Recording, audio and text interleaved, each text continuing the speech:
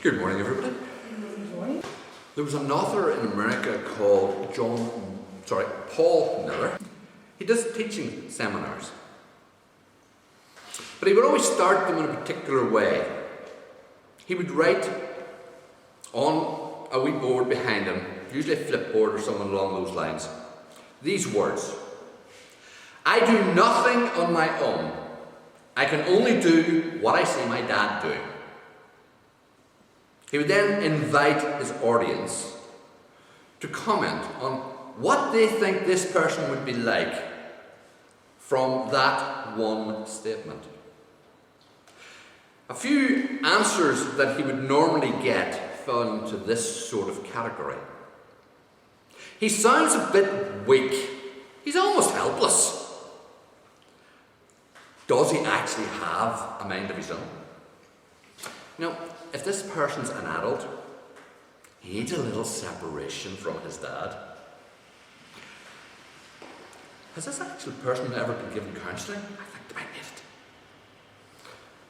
Others said it's not healthy. Some said, oh no, it's just very childlike. But the one that I particularly liked was, some people felt he was being codependent. Now, Mr. Miller, at this point, after he had gained all the things, would say, if you turn with me to John 5, verse 19, I'll introduce you to who said the statement.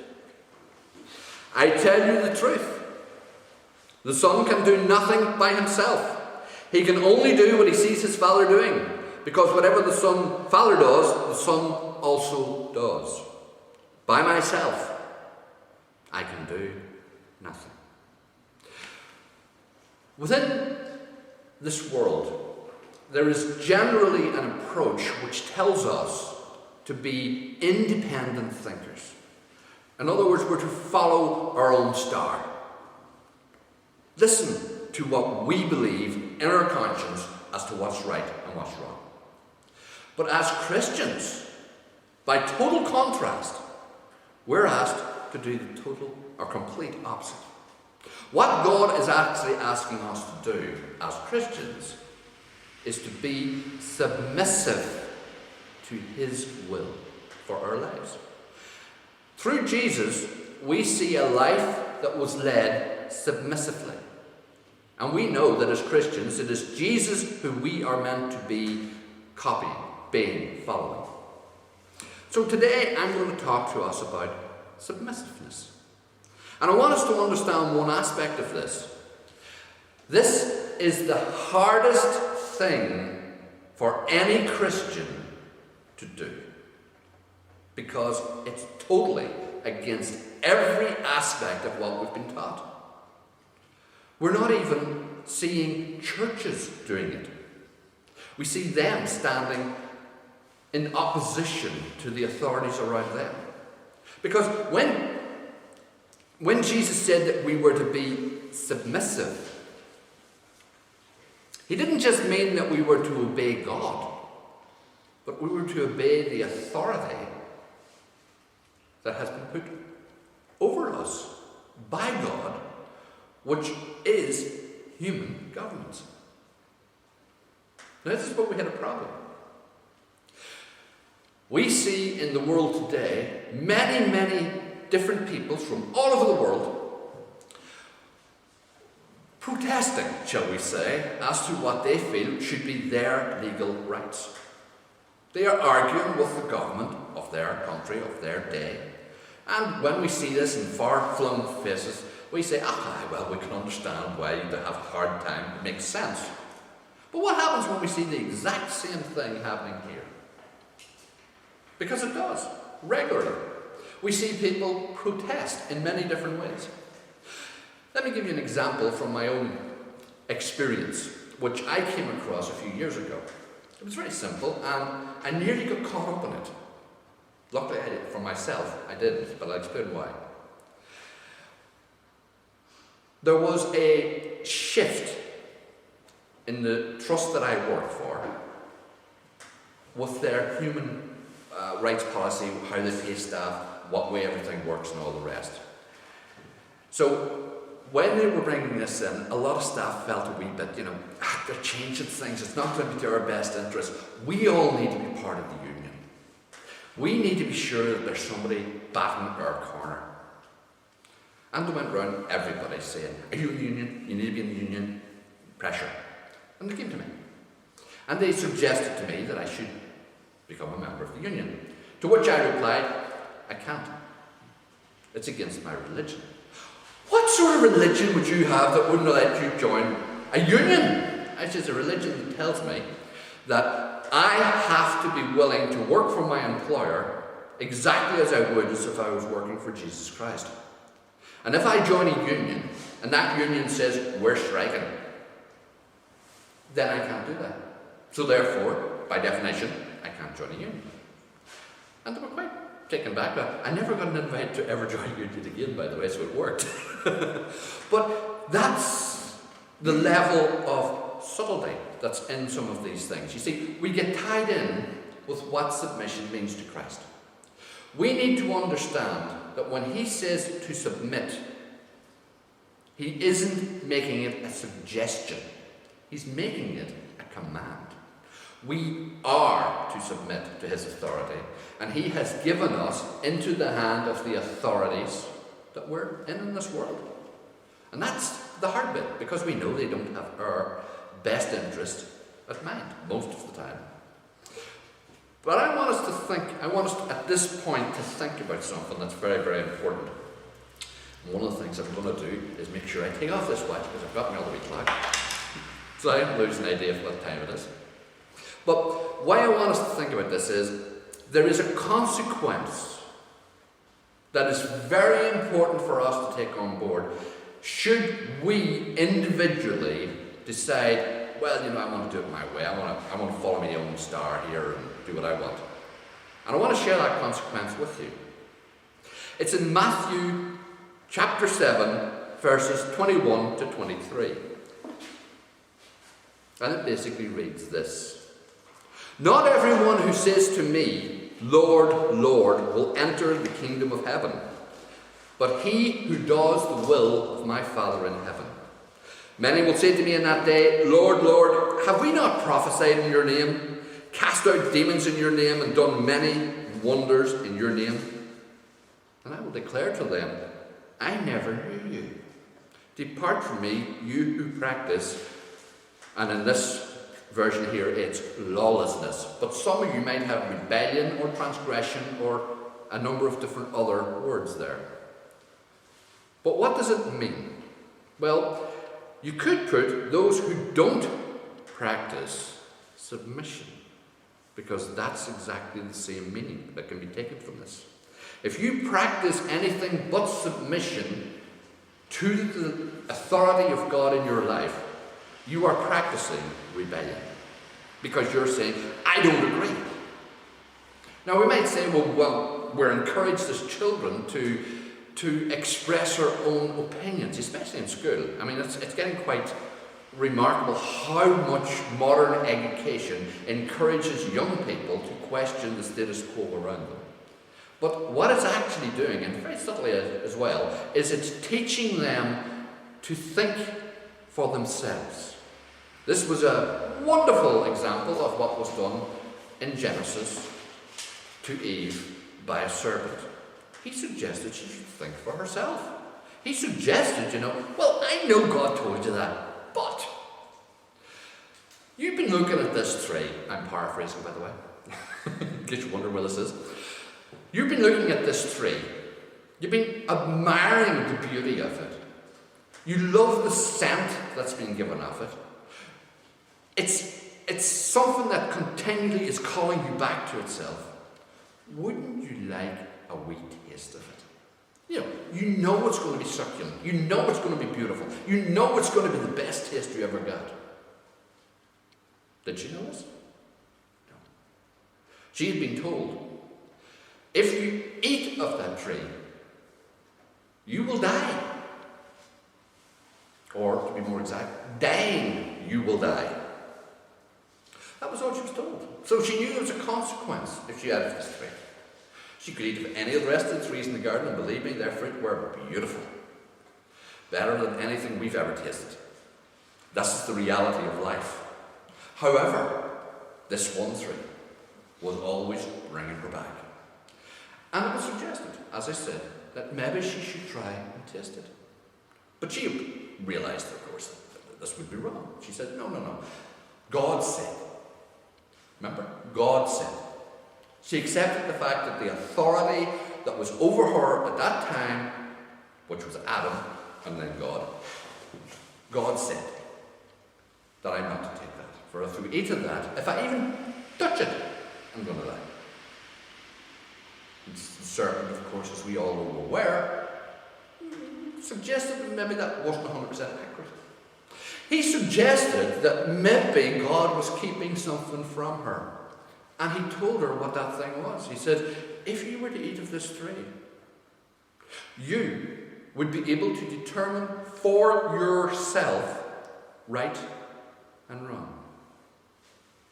That's it. That's it. That's all this tree was going to do for her. Allow her to be able to decide what was right and what was wrong. The problem was, God said that the moment she took that thought, if we just take the tree away for a minute and look at the reality, once she entered into that form of thinking, once she began to think that she could make her own decisions, God said, you will die. Because we find that that creates lawlessness. And as we see in Matthew 7, lawlessness will have your relationship with Jesus dissolved. You can't have one. You cannot walk in lawlessness and walk with Christ. When Jesus was teaching and preaching, his disciples accompanied him everywhere, and so usually did a large crowd of onlookers and all the rest. But he was heading towards Jerusalem, and he had really wanted to go there. And as he was coming through a town of the Samaritans, they decided they didn't want to let him stay. Now this upset some of his followers, especially two brothers, James and John. Now, we need to think what was happening here. James and John's view was, this is the Messiah. He has to be obeyed. He has all authority. We've seen him do miracles of miraculous aspect. We have not a doubt in our mind this is who he is. And so when the Samaritans, who aren't Jews, must be understood they're not Jews, and if we were using the actual correct definition of how James and John would have described them, we have to colour the language a little too much for our ears. Because that's how they thought about them. But here's the situation. Their response when the Samaritans refused to let Jesus in was, let us, give us authority now to call down fire from heaven and to totally wipe out this city. Now, I want you to think about this for a moment. This is something that we need to get into our head. Were they coming completely out of right field, so to speak? Was this unexpected? Or was there a preference for it? Was there an example that we could follow? Well, the answer is, of course, fire from heaven came from Elijah. He was allowed to bring fire from heaven and destroy the enemies that stood against him personally. Jesus is much more important than Elijah. So, of course, if they're standing against the authority of Christ, they should be destroyed. Plus, these towns are evil. They have to be evil. They've just rejected the Messiah. So therefore, Sodom and Gomorrah were burnt. Fire and brimstone. So, I mean, from the disciples' point of view, they felt this was legitimate. They felt this was justified. This was right. Rain down fire and brimstone on them. Destroy the entire place. Then they'll know the next time we say we want a wee bit of water, rest of their time, they'll not be so quick to say, close the gates. Jesus, on the other hand, literally said, whoa, stop it, whoa. What spirit do you think you are coming from here? That's not what I do. I do not bring fire and brimstone down on people who say, basically, nah, we just don't want you to die. That was very hard for them to understand, because their understanding of the Messiah was that that's exactly what he would do. He was going to bring justice into the nations for Israel and re-establish Israel. He was going to bring God's wrath onto people who weren't obeying him. So what Jesus is saying here to them is totally opposite to what they're expecting. It's a total difference. At this time, they hadn't fully comprehended that Jesus was going to actually be a sacrifice for the sins of the entire world. They didn't understand that his submissive nature to God was simple. It wasn't that Jesus couldn't have given them authority to bring fire from heaven down. He could. It wasn't that he isn't the king. He is. And it wasn't that he isn't the first and the last, for he is. It was that he was under submission to his Father, who said, don't do it. Don't lose the head. Don't get yourself embroiled in any of their little petty disputes or arguments. Just walk a simple life, teaching the truth, healing the sick, casting out devils, and doing what is right. Give them an example of perfection. That's what Jesus was told he was to do as the Messiah. And for 3.5 years, that's exactly what he did. Now you might say, hang on a minute, didn't he get occasionally hot under the collar with some of them scribes and Pharisees? Yeah, but for a different reason. The scribes and Pharisees were the representatives of God, of his Father's house. He had authority over them. So he told them basically exactly what it was that was their problem. But he wasn't involving himself in the political, cultural pressures of the day. He never said, oh, we should rebel against the Romans who hold this place. Instead, he said, give unto Caesar the things that are Caesar's, and to God the things that are God. He separated, if you like, state and religion where it could be separated. He told the people, if you are under authority and a Roman soldier comes to you and says, take my pack and walk a mile here with me with it. Jesus' response, now let's understand the Jewish response here was, if you do, make sure you do as much damage to it as possible. That was the Jewish response to it. Because they might be able to force you to do it, but you didn't have to do it willingly. Jesus, on the other hand, was saying, do it willingly. In fact, go over and above. Suggest that you'll carry an extra mile. Think about the mindset of the people who are being oppressed, suddenly being told this is how they are to treat their enemy. And the Roman was, as far as they were concerned, the enemy. So Jesus' teaching is totally radical, totally different from anything that's experienced before. Never has anyone seen anything as submissive. In fact, for all intent and purpose, we would look at Jesus as a liberal. We would say, he's wishy-washy, he doesn't actually stand behind anything, because he doesn't stand up for himself. So here's a real problem as Christians that we have today. He wants us to be like him. He doesn't want us to make big stands. He doesn't want us to go along and have strong opinions.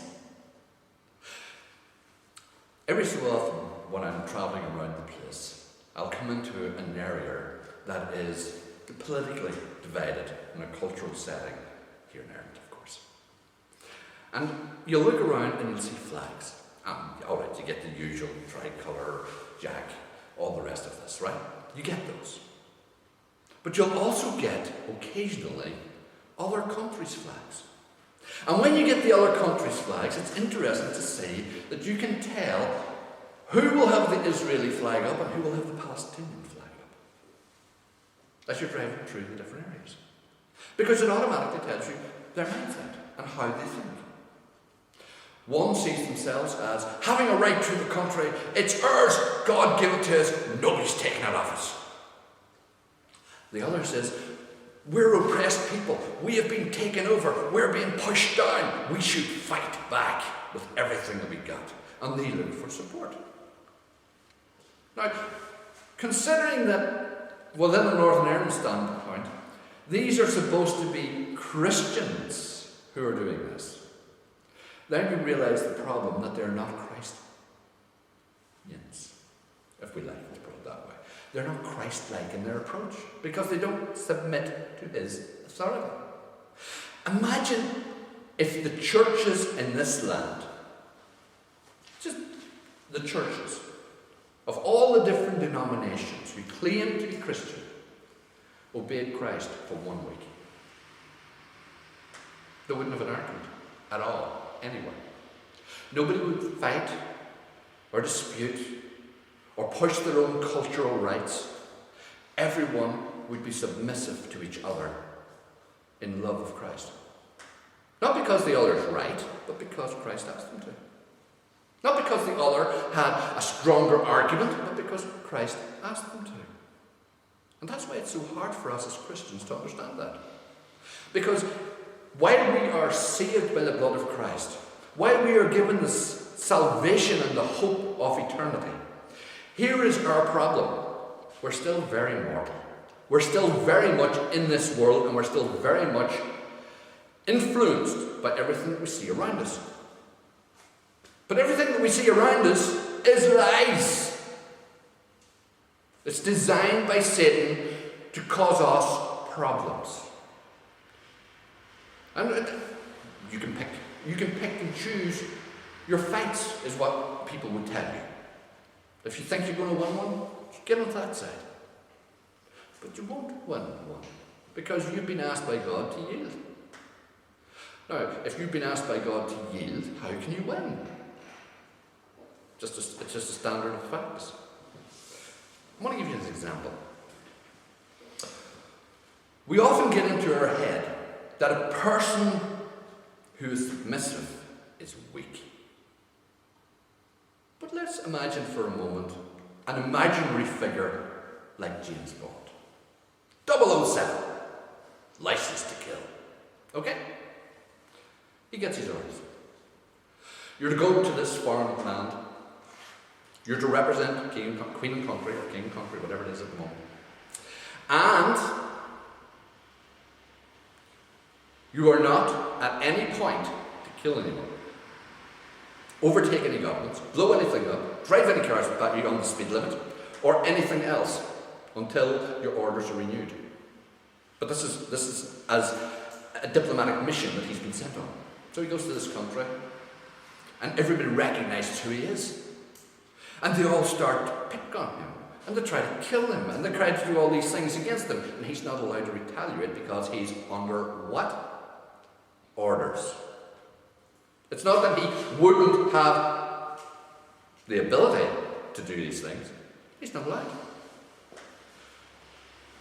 Would we say that the fictional character James Bond is a wuss, weak? Would we? No.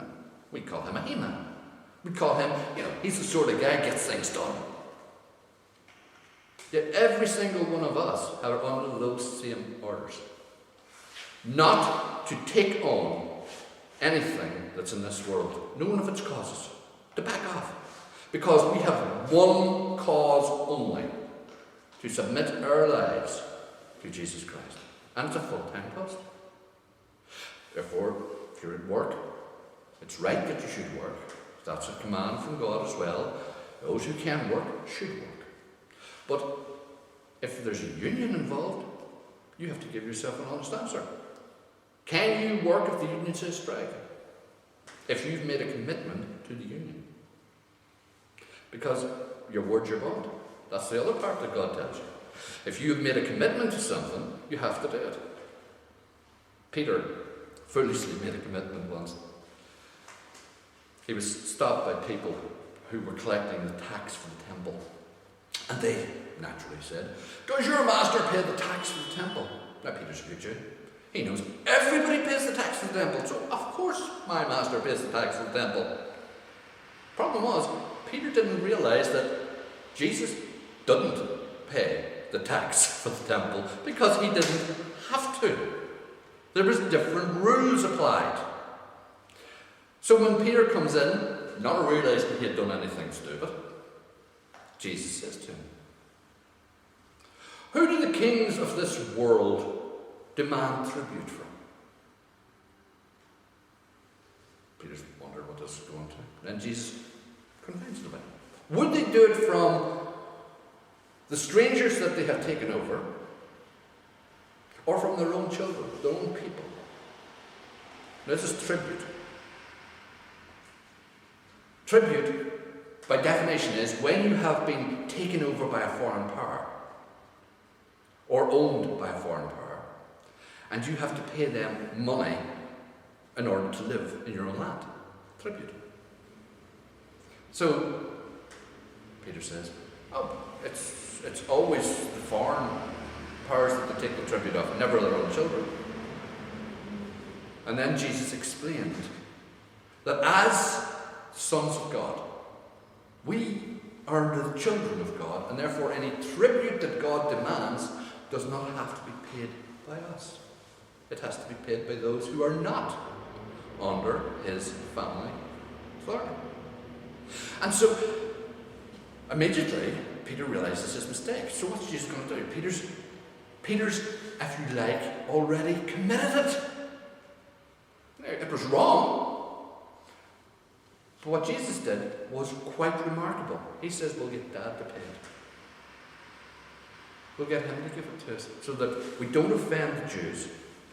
We keep your word, and yet we don't disgrace ourselves by paying it ourselves out of our own resources. We'll get Dad to do it. So go away, down to the river, take a line, stick a hook on it, throw it in the water, pull up a fish, open its mouth, you'll find a gold coin, go and pay the temple tax for us. Now, Dad paid for it. That kept everybody right. Do you think Peter ever paid the temple tax again? Not after that. There's no way he ever was going to pay the temple tax again.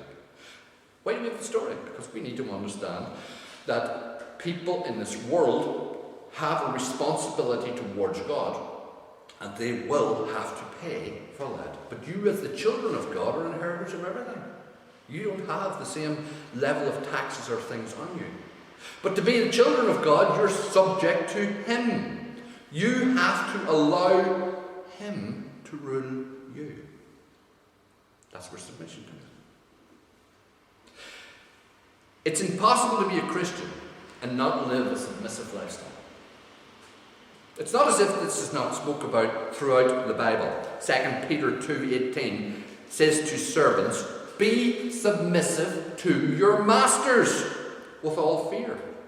Not only to the good and the gentle, in other words the ones we like, but also to the harsh, the ones that pick on us, annoy us, irritate us, pay us too little. We're still to serve them as if we are serving Christ. Because this is why we were called. Because Jesus also suffered for us, leaving us as an example that we should follow his steps.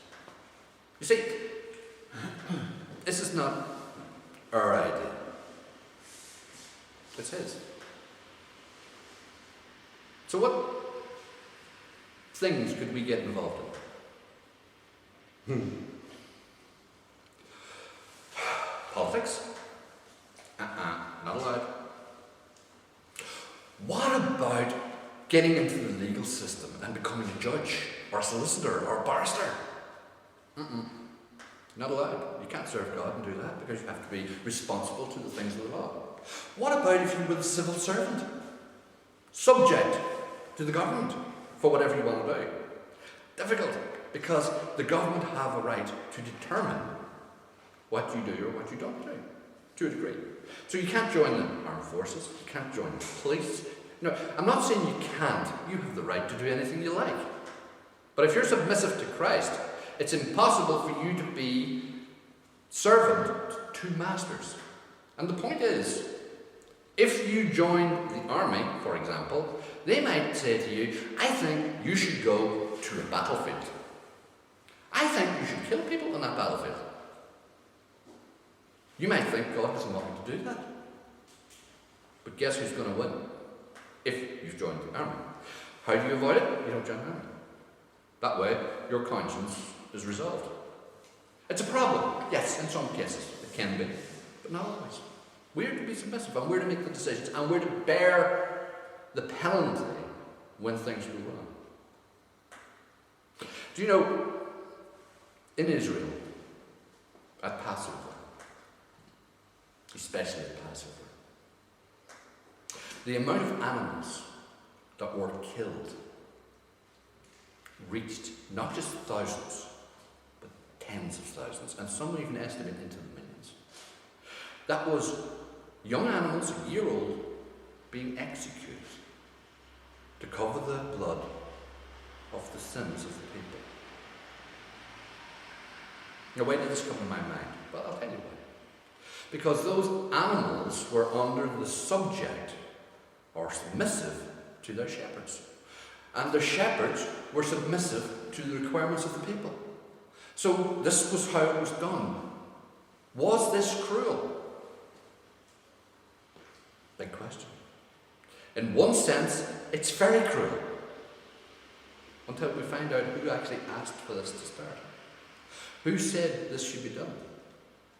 And it was God.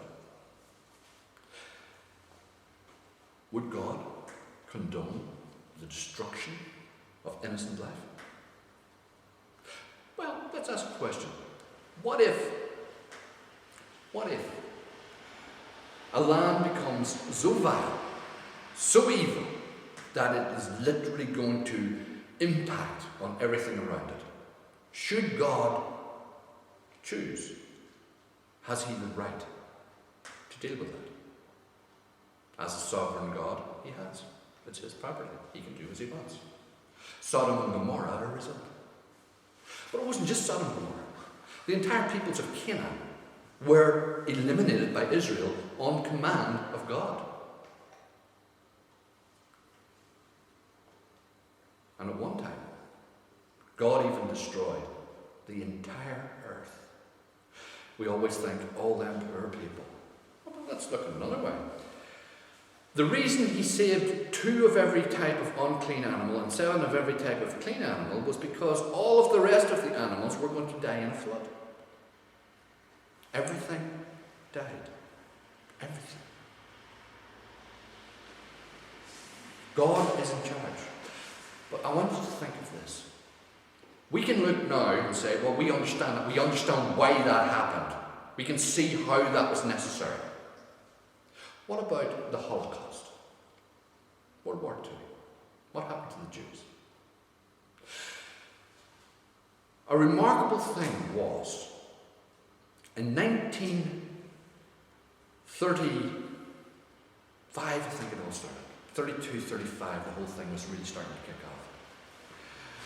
The Jews made a decision, right across the board, that they were not going to fight it. They were going to literally allow whatever was to happen to happen. Now, they believed that they were going to be taken and just moved somewhere else, and it had happened for centuries. This has been going on. They just believed we're going to be moved away and taken out of the area that these people want for themselves, and we'll be given somewhere else. It'll not be as good, but we get used to it. But even when they realized that what was happening to them was they were being killed, again, like sheep, at a sacrifice. That's why it's called the Holocaust, the complete burnt offering. They didn't see any hope. Nothing. Their question is, why did God allow that? What good could possibly come out of it? Do you know, some good did come out of it.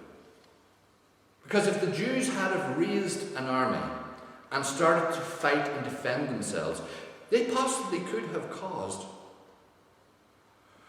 a complete change to the outcome of the war.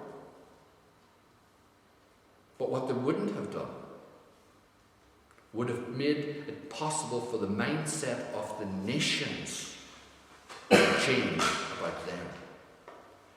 So in order for them to be made acceptable to the world, they had to go through that suffering. They had to bear that disgrace, that loss of life. But as a result, they are now sitting back in Israel. where God wanted them to be all the time. There was a consequence for their actions. There was a price that had to be paid, and there was a reward given to them at the end. We know these things. We can go through the entire course of history examining these things. So when I tell you that you are to be submissive, I mean you're to be as the little lambs that are being prepared for slaughter. That you are to be the ones who realize that you're going to be offended. You're going to be picked on. You're going to have hard problems in your life. You're going to be brought to the point of death, and some of you might even die. But Christ says, shh, don't speak a word. Don't offer a defense. Don't say anything to try and protect yourself. What you need will be given by the Spirit when it has to be said. Friends, we are at that time in human history where the things that God talks about to happen in the last days are already starting to spiral around us. Our safety, our time, when we can meet safely in these places and not have to worry about persecution and problems, are coming to an end.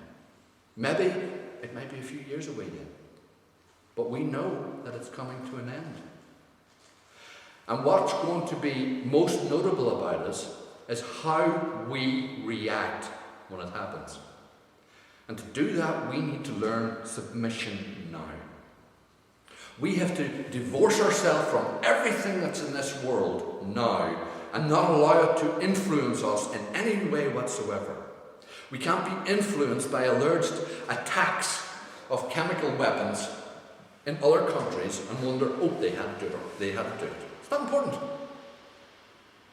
It's not important if the people decide to move a democratic country out of Egypt. Not important. It's not important if Russia and America lock horns together and destroy each other. Not important. The only thing that's important is that at the end of it, at the end of the trouble, at the end of the tribulation, at the end of the problems that are going to come into this world, Jesus Christ will return. That's all that's important. And you want him to be able to say, welcome, good and faithful servant. But how many? How many will hear Matthew 7, verse 21 to 23? It's not wrote to the non-believers. It's wrote to the believers. Because they said, we prophesied in your name. We cast out demons in your name. We done many wonders in your name. And he said, depart from me, because you weren't submissive.